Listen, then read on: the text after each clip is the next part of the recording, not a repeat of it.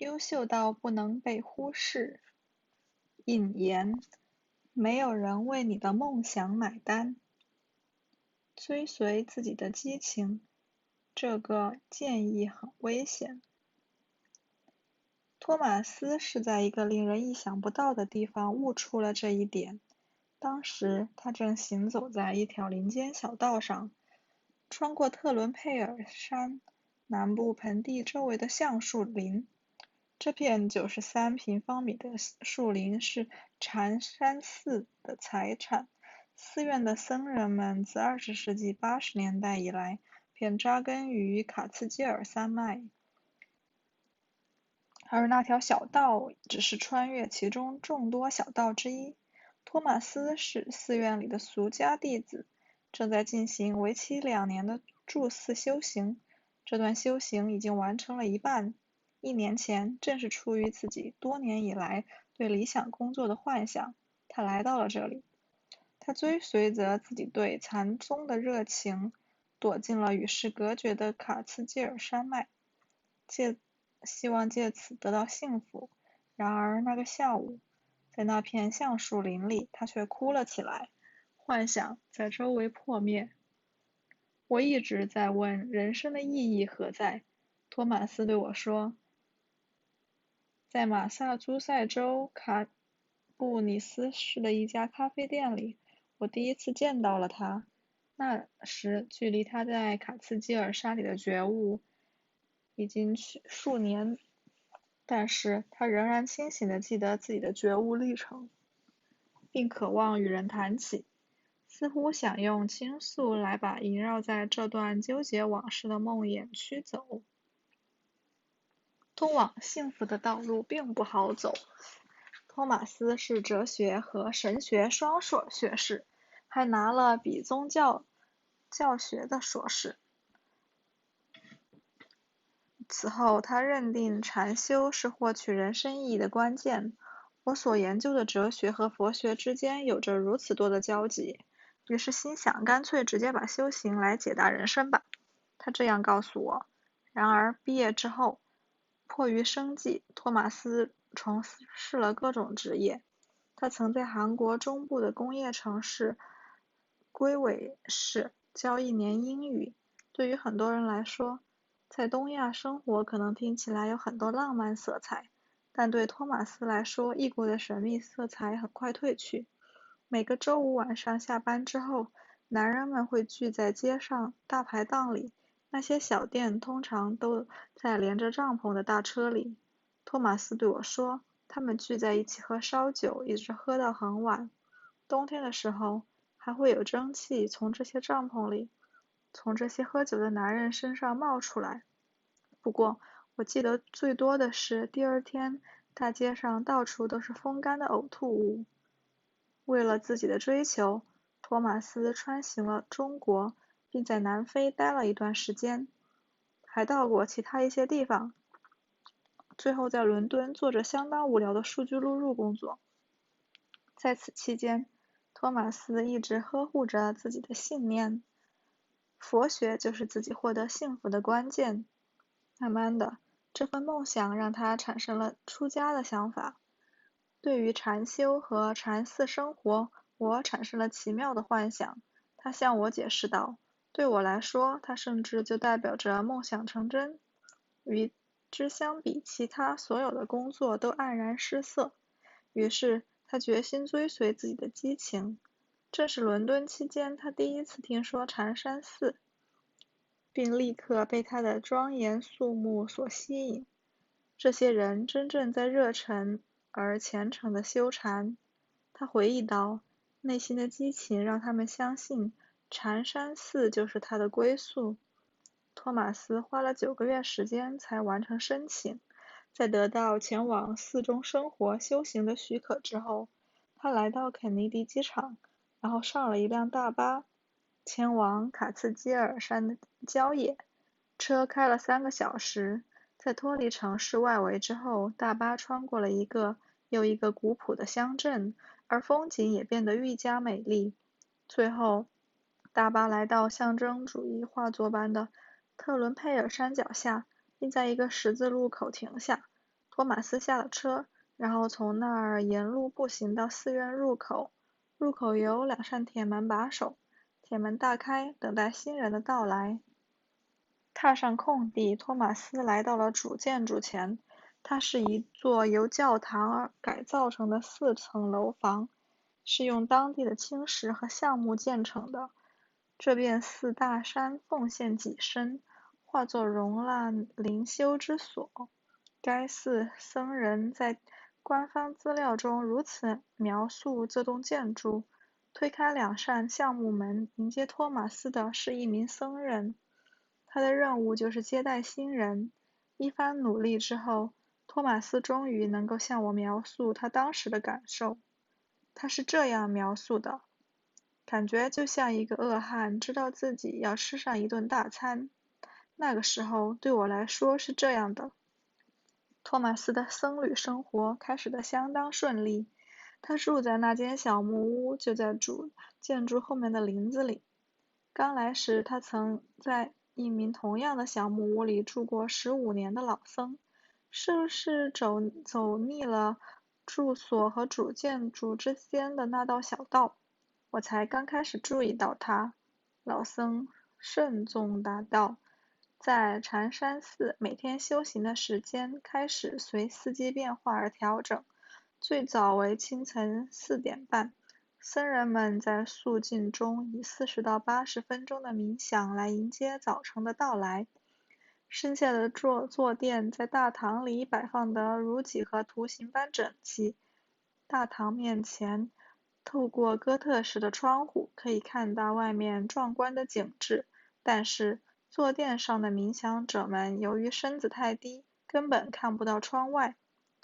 2名大堂巡视员坐在房间的后面，偶尔在坐垫间来回走动。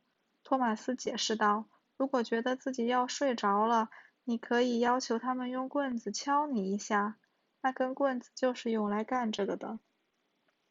早餐也是在大堂吃的，之后每个人都会领到任务。托马斯的任务是打扫房间，包括扫厕所、挖水沟等，但也会被派去负责寺里的印刷刊物的平面设计，有点穿越的感觉。通常接下来是更多的冥想，与资深修行者的晤谈以及大都冗长而玄虚的佛法讲座。每天晚饭前，僧人们都会有片刻的休息。托马斯通常利用这段喘息的时间，去把他屋里的炉柴点着，为度过卡茨基尔山寒冷的夜晚做准备。托马斯在修行中遇到的第一个困难是公案。在禅宗的传统中，公案是一种字谜，一般以一个故事或问题的形式呈现。它们注定没有理性的答案，从而迫使你通过一种更为直觉的方式来解释现实。在给我解释这个概念时，托马斯举了一个他在早期修行时遇到的例子：给我找一棵在大树中纹丝不动的树来。我根本就不知道怎么回答。我抗议道。在做会谈时，他解释道：你必须立刻回答出来，不能思考。如果你像刚才那样停顿了，他们就把你踢出屋外，会谈就结束了。好吧，我可能就被踢出去了。我给了这样一个答案，然后就过关了。他说：我像棵树那样站着，然后用手轻轻地挥着，就像是在风里，对吧？我要表达的意思就是这是一种只可意会而无可言传的概念。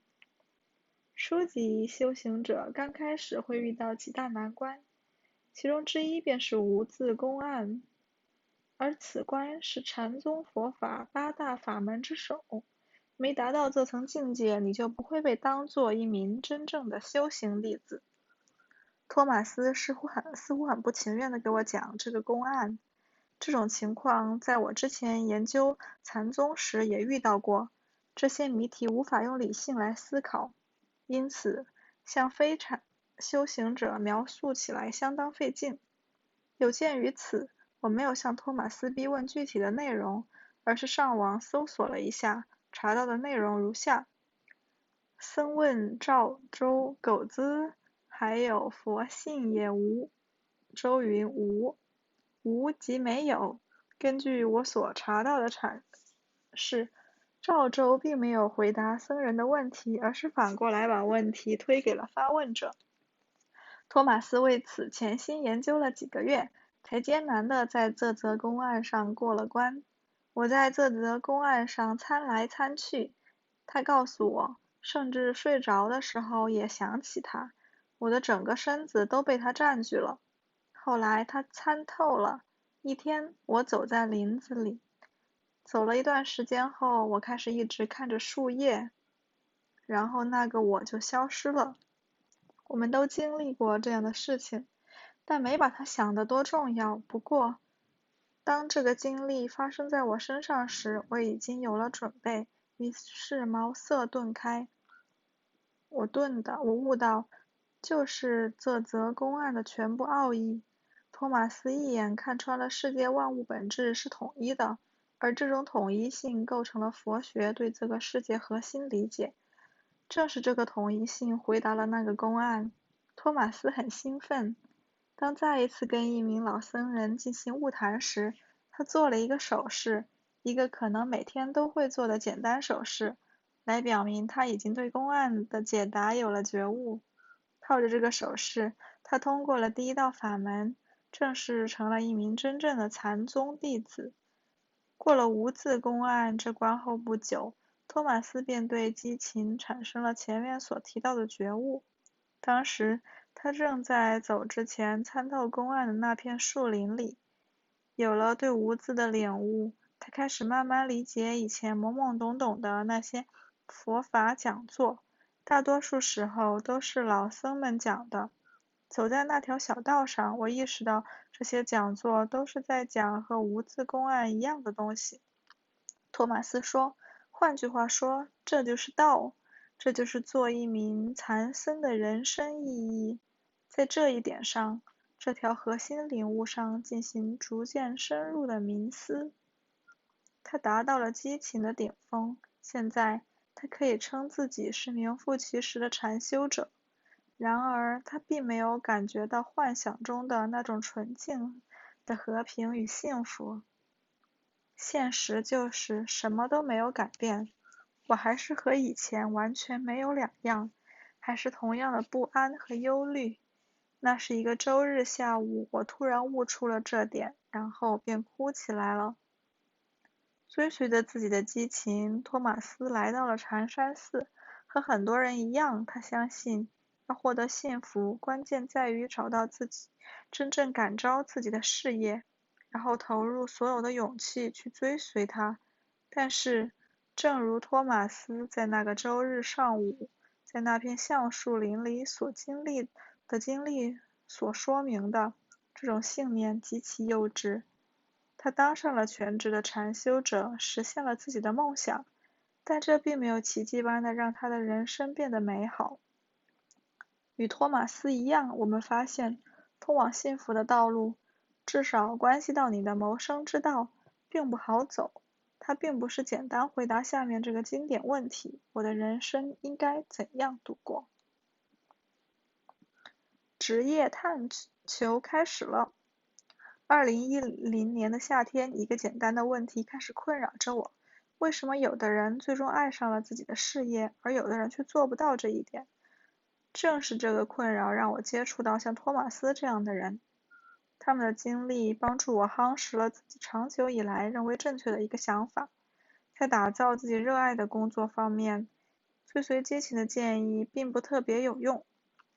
我之所以沿着这个方向开始研究，原因是在2010年夏天，也就是这个念头开始发酵的时候，我是麻省理工学院的一名博士后，1年前刚获得了该校计算机科学的博士学位。当时我是打算做一名教授，在像麻省理工学院这类的学校的研究生项目中，当教授是被认为唯一一个会受人尊敬的出路。如果不出意外，教授一职会是终身职位。换句话说，2010年我正在规划我的第一份，也许是最后一份职业。如果说每个人都曾经有段时间来搞明白自己在职业上的激情所在，那我就是那段时间了。在这期间，我更需要考虑的是一个非常现实的可能性，那就是我可能最后根本成不了教授。就在与托马斯见面后不久，我和导师进行了一次会面，讨论我寻找教职的事情。你愿意去差的学校？他上来就问。学术就业市场从来都很残酷，而在2010年，由于经济仍在衰退，就业形势尤其艰难。更麻烦的是，我的研究方向这些年来并不那么热门。在我做博士论文的这个组里，最近2名学生都去了亚洲当教授，而上2个博士后出站的人分别去了瑞士和卢加诺和加拿大的温尼伯。不得不说，我觉得整个过程相当艰难，压力大而且令人沮丧。其中一名学生跟我说，我和妻子都想留在美国，而且最好是东海岸。这样一来，我的选择余地就大大的减少了，因此我不得不面临一个很现实的可能性。我寻找教职的结果也许会是一场空，这迫使我不得不从根本上重新思考如何度过我的人生。这就是我研究开始时的背景。我最后把这个研究过程称为我的探求。我的问题很清晰：人们如何才能最终爱上自己的事业？而我需要一个答案。我希望这些见解能够让你摆脱追随自己的激情，做你爱做的事情这类简单的口号的影响。如今，在这类口号的推波助澜下，很多人产生了职业困惑并深受其害。我还希望通过这些给你指明一条现实的途径，帮助你打造一个有意义、有吸引力的职业生涯。